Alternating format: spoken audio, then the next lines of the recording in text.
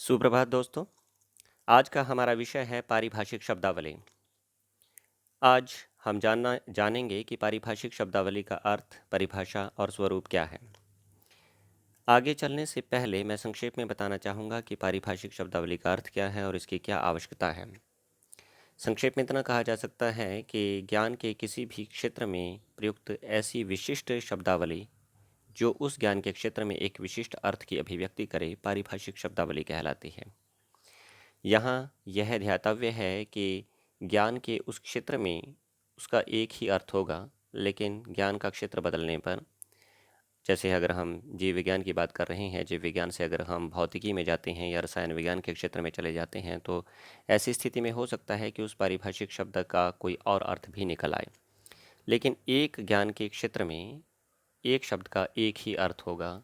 और इसके साथ साथ एक और बात जो महत्वपूर्ण बात है, जहाँ एक शब्द एक अर्थ को लिए हुए होता है, ठीक उसी प्रकार से पारिभाषिक शब्दावली में एक अर्थ एक शब्द को लिए हुए होता है। अर्थात एक ही अर्थ को अभिव्यक्त करने वाले दो शब्द नहीं हो सकते और एक शब्द दो अर्थों को भी बयान नहीं कर सकता। यही पारिभाषिक शब्दावली की प्रमुख परिभाषा कही जा सकती है। इसके अतिरिक्त एक और छोटी सी बात जान लेना आवश्यक है कि पारिभाषिक शब्दावली की आवश्यकता क्यों है। हम सभी जानते हैं कि आम बोलचाल की भाषा में हम एक शब्द के अनेक अर्थों को लिए हुए रहते हैं। प्रसंग के अनुकूल, संदर्भ के अनुकूल एक शब्द अनेक प्रकार के अर्थों को अभिव्यंजित कर जाता है। लेकिन आम बोलचाल की भाषा में हमारे पास पर्याप्त समय होता है। थोड़ी बहुत चूक होने पर, थोड़ी बहुत गलती होने पर हमारे पास बहुत अधिक ऐसा समय होता है, ऐसा बहुत अवसर होता है कि हम फिर से सही ट्रैक पर आ सकते हैं। लेकिन पारिभाषिक शब्दावली एक विशिष्ट क्षेत्र के लिए प्रयुक्त होने वाली शब्दावली है और वहाँ पर अगर हम चूक कर बैठते हैं, मान लीजिए कि जैसे अनुसंधान के क्षेत्र में है, विज्ञान की किसी भी शाखा के क्षेत्र में है, कला के क्षेत्र में है, जो अनुसंधान करता है, हमारे नवोदित वैज्ञानिक हैं, अगर उनके सामने एक शब्द किसी गलत परिभाषा को ले आता है, किसी गलत अर्थ को ले आता है या ऐसा अर्थ उसके सामने आ जाता है जिसमें कुछ भ्रम की स्थिति बनी रहती है, तो बहुत अधिक संभावना बनी रहती है, आशंका कहिए कि आशंका बनी रहती है कि उसका जो अनुसंधान है वो एक गलत ट्रैक पर जा सकता है।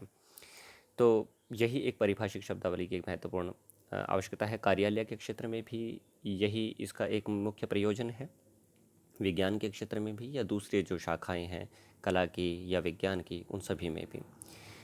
चलिए अब हम शुरू करते हैं आज के अपने इस विषय को, पारिभाषिक शब्दावली। सबसे पहले जान लेना आवश्यक है कि पारिभाषिक शब्दावली का अर्थ क्या है। पारिभाषिक शब्द अंग्रेजी भाषा के टेक्निकल शब्द का हिंदी रूपांतरण है। टेक्निकल शब्द ग्रीक भाषा के टेक्निक्स शब्द से बना है, जिसका अर्थ है विशिष्ट कला का या विज्ञान का या कला के बारे में। तो स्पष्ट हो जाता है कि वास्तव में पारिभाषिक शब्द किसी भी ज्ञान के किसी भी क्षेत्र से जुड़ा हुआ हो सकता है। इसी आधार पर पारिभाषिक शब्द वे होते हैं जो किसी विशिष्ट कला या विज्ञान की किसी शाखा से संबद्ध होते हैं तथा उनसे संबंधित किसी विशेष अर्थ की अभिव्यक्ति करते हैं। ये बात पहले भी बताई जा चुकी है कि ज्ञान के किसी क्षेत्र में एक शब्द एक ही अर्थ को लिए हुए होगा।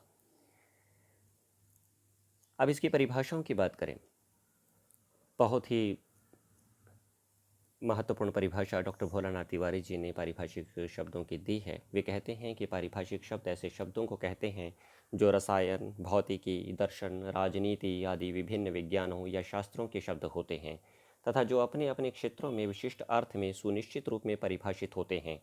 अर्थ और प्रयोग की दृष्टि से निश्चित रूप से परिभाषित होने के कारण ही यह शब्द पारिभाषिक शब्द कहलाते हैं। उस परिभाषा को जो हम थोड़ी देर पहले चर्चा कर रहे थे, उस परिभाषा को बिल्कुल सही प्रकार से व्याख्यायित करते हुए डॉक्टर भोलानाथ तिवारी जी ने इस परिभाषा को प्रस्तुत किया है। बात पूरी तरह से वही है कि ज्ञान के किसी भी क्षेत्र में प्रयुक्त शब्दावली है और ये शब्दावली पूरी तरह से परिभाषित होती है, इसके अर्थ को पूरी तरह से परिसीमित कर दिया जाता है।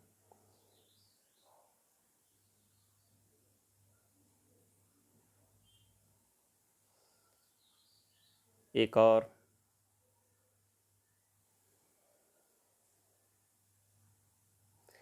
और महत्वपूर्ण परिभाषा पर हम बात करेंगे डॉक्टर रघुवीर जी के अनुसार।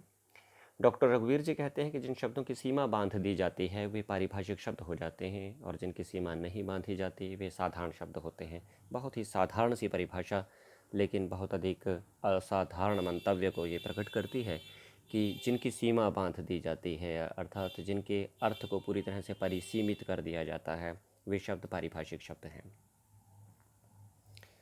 अब हम बात करते हैं पारिभाषिक शब्दावली की कुछ विशेषताओं की। ये जो परिभाषाएं हमने डॉक्टर भोलानाथ तिवारी जी और डॉक्टर रघुवीर जी की जो परिभाषाएं हमने अभी पढ़ी, और एक दो परिभाषाएं और हम इस विषय में पढ़ेंगे, या जो भी हमने अभी तक इस कंसेप्ट को पढ़ा है, उससे ये स्पष्ट हो जाता है कि पारिभाषिक शब्दावली में कुछ इस प्रकार की विशेषताएं होंगी। उच्चारण में सरलता, ऐसा माना जाता है, ऐसा डिमांड की जाती है कि जब हम पारिभाषिक शब्दावली का निर्माण करें तो वह उच्चारण में सरल हो। नियतार्थता तथा परस्पर अपवर्जिता। नियतार्थता का अर्थ है कि एक नियत अर्थ की अभिव्यक्ति करे, और परस्पर अपवर्जिता का अर्थ है कि कोई भी दो शब्द हैं वो एक दूसरे का पर्याय नहीं हो सकते। लघु आकार, ये भी एक अपेक्षा की जाती है कि जब हम पारिभाषिक शब्दावलियों का निर्माण करें तो ऐसी अवस्था में कोशिश की जाए कि शब्द लघु आकार के हों, ताकि जन सामान्य के लिए वो आसानी से ग्रहण करने योग्य बन जाएं। एक ही अर्थ की अभिव्यक्ति की करे वो शब्द, अपनी भाषा के अनुकूल हो, ऐसी भी अपेक्षा की जाती है। अब इसमें से जो दो परिभाषाएं हैं वो सबसे महत्वपूर्ण परिभाषाएं मुझे प्रतीत होती हैं। एक है नियतार्थता तथा परस्पर अपवर्जिता, जिसे जिसे हम एक सार्वभौमिक विशेषता इसकी कह सकते हैं, और साथ ही एक ही अर्थ की अभिव्यक्ति। ये दो परिभाषाएं महत्वपूर्ण विशेषताएं हैं।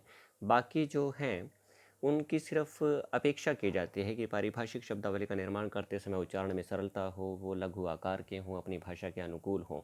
लेकिन जैसा कि हम आगे जाकर पढ़ेंगे इस बात को, कि जब हम पारिभाषिक शब्दावली का निर्माण कर रहे हों तो ये सही है कि इन सभी बातों का ध्यान हम रखें, लेकिन सरलता के साथ साथ एक और जो महत्वपूर्ण विशेषता होती है वो होती है शुद्धता, कि हम प्राथमिकता शुद्धता को देंगे।